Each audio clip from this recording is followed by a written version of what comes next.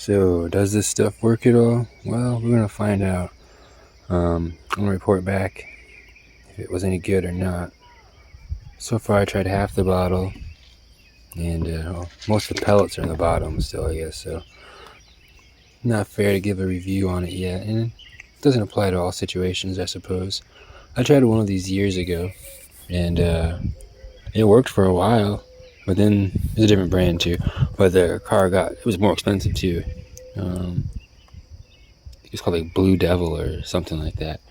And it worked for a while. It had like nanotechnology or something.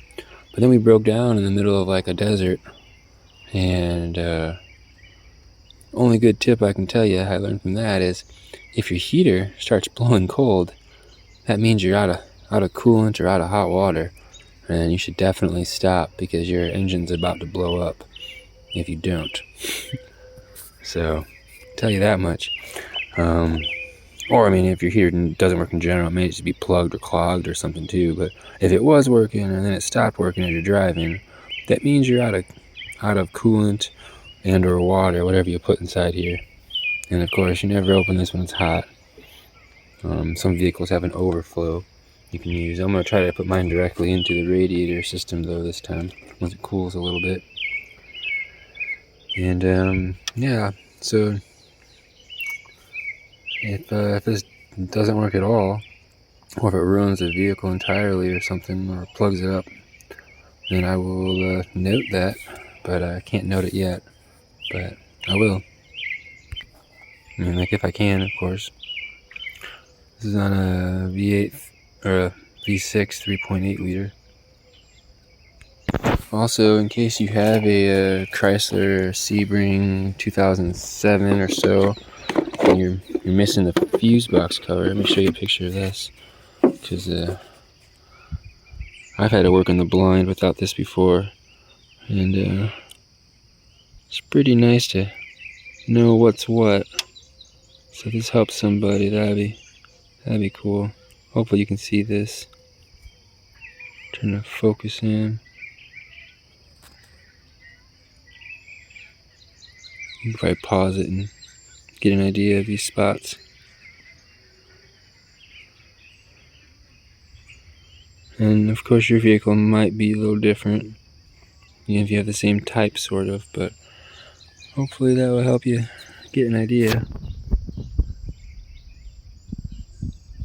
These are all the working spots for me.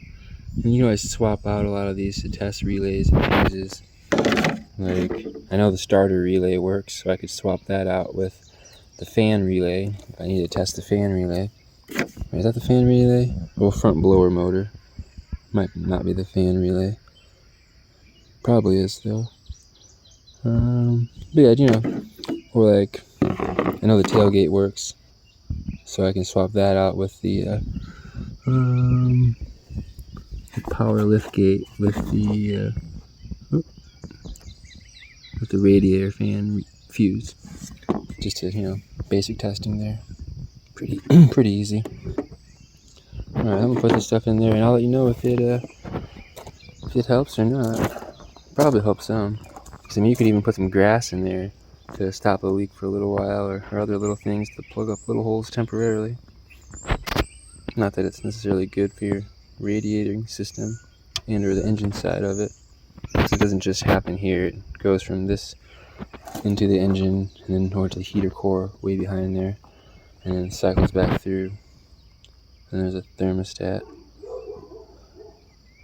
And this one is going to be right here. And it's not always opened unless it failed opened, which failing open is better than failing closed.